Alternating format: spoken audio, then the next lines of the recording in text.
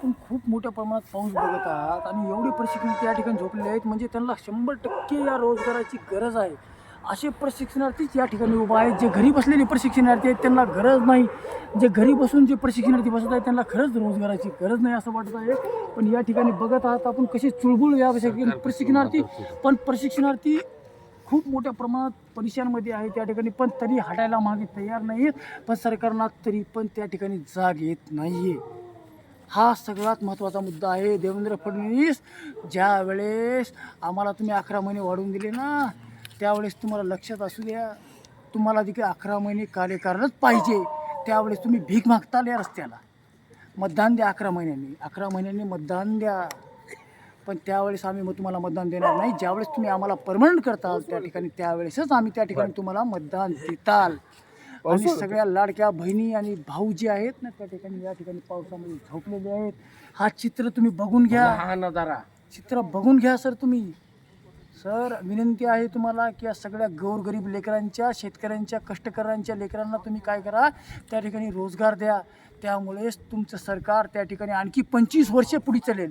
25 वर्षानंतर आम्हाला बोलवा, आम्ही तुमचा प्रचार करू आणि त्या ठिकाणी प्रचार करून तुम्हाला परत आणखी 25 वर्षे देऊ वाढून. हा तुम्ही लक्षात घ्या. तुम्ही आज आम्हाला वाढवून द्या, त्या ठिकाणी पुढे तुम्हाला आम्ही वाढवून देऊ. एवढंच मी सांगू शकतो.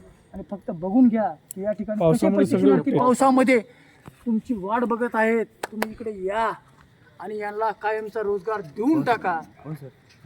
प्रत्येकाला दाखवा सर. हो सर. नेमकं पावसामध्ये आता या लोकांनी करायचं काय, हा एक प्रशासनाला पडलेला प्रश्न असायला पाहिजे, पण तो आम्हाला नेमकं पडतो. इथलं प्रशासन नेमकं काय करतंय की आमची व्यवस्था इथं झाली नाही. 3 दिवसापासून आम्ही सारखी निवेदन देत आहे.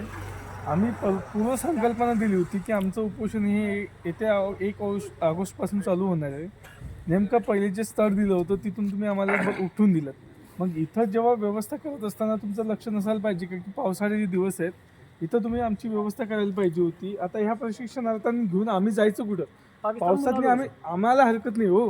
आम्ही तर पावसाळ्यातले शेतकऱ्याची मुलं आहेत. पावसात काय तुम्ही म्हणसाल आम्ही गटारात झोपायला तयार. हे समोर गटार दिसतंय तुम्हाला, ह्याच्यात झोपायचं का सांगा तुम्ही?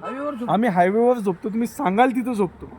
फक्त एवढं सांगणं आहे की जर महाराष्ट्र सरकार एवढं निर्लज्जपणे काम करत असेल तर मग याच्यापेक्षा दुर्दैवी बाब या महाराष्ट्रात कुठलीच नाही. खरंच महाराष्ट्रातील सरकारला लाज वाटली पाहिजे. तुम्ही पाहू शकता सर्व प्रशिक्षणार्थी पावसामुळं जागे झाले आहेत. हे सर्व कष्टकऱ्यांचे आणि शेतकऱ्यांचे मुलं आहेत. मला महाराष्ट्र सरकारला एकच सांगायचं आहे, ह्यांची झोप उडाली आहे. आम्ही तुम्हाला शांत झोपू देणार नाही. जोपर्यंत आम्हाला न्याय मिळणार नाही तोपर्यंत महाराष्ट्र सरकारला आम्ही शांत झोपू देणार नाही. आणि तुम्ही आम्हाला शब्द दिला होता की तुम्हाला कायम रोजगार देऊ. आम्ही त्या शब्दावर ही सर्व मुलं आहेत. थोडं तरी लाजा मायबाप सरकार आणि आम्हाला न्याय द्या. बघा हे कसे पावसामुळं इतरत्र फिरत आहेत मुलं.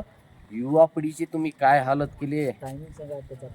आत्ताचा वेळ रात्रीचे 2:30 रात्रीचा वेळ 2:02 झाले आहेत.